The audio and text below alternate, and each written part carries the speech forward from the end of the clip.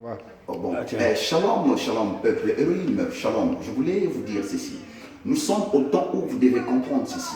Le coq a chanté vers le soir. Vous allez comprendre, au temps de Noé, la Bible dit, Dieu a dit à Noé, il voulait détruire le monde. Alors Noé devait construire l'arche pour qu'il nonce les délices qui devaient ravager le peuple. Or, personne n'avait compris. Noé a pris ses 3 fils et ses 3 filles. Avec sa femme, nombre de 8 personnes. Le chiffre 8, c'est le chiffre de l'éternité. Or, l'éternité nous réclame afin que nous puissions être retournés un jour dans l'éternité.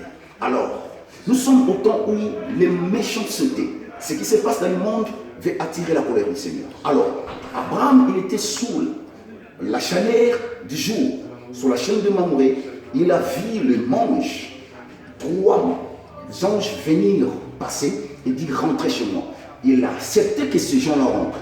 Or, nous savons au temps où vous devez faire rentrer les messagers.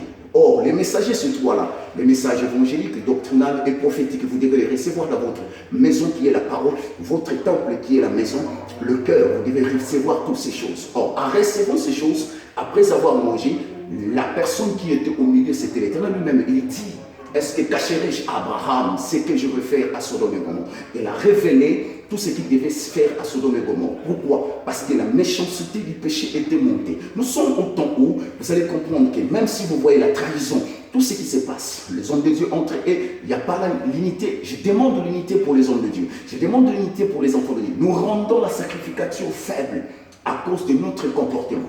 Or, au temps des apôtres, c'était difficile que le peuple puisse les mépriser. Pourquoi? Parce qu'ils voyaient, ils étaient unis et la puissance de Dieu travaillait avec eux. Et la Bible dit que le peuple le louait autrement. Nous sommes au temps où la puissance de l'évangile est revenue pour que le peuple puisse craindre Dieu parce que nous courons vers la fin du temps. Alors, mangez sur la table, l'Éternel vous révélera toutes choses. Si tu es ami d'Abraham, Dieu ne te cachera rien à ce temps de la fin. Que mon Dieu vous bénisse, le Dieu de mon Père, Jérémie Aromoto vous bénisse, je vous bénis là où vous êtes. Tout ce qui vous empêche, je chasse cela, je détruis tout esprit, les désordres, tout esprit qui vous éloigne de Dieu. Laisse que la grâce de Dieu et l'amour du Seigneur se révèlent dans votre vie. Dans le nom de Jésus, je déclare et je dis Amen. C'est votre humble serviteur, le prophète Boni Moussitou. Priez beaucoup pour moi et je continuerai toujours à prier pour vous. Je vous aime beaucoup de tout mon cœur. Je vous bénisse. Ciao.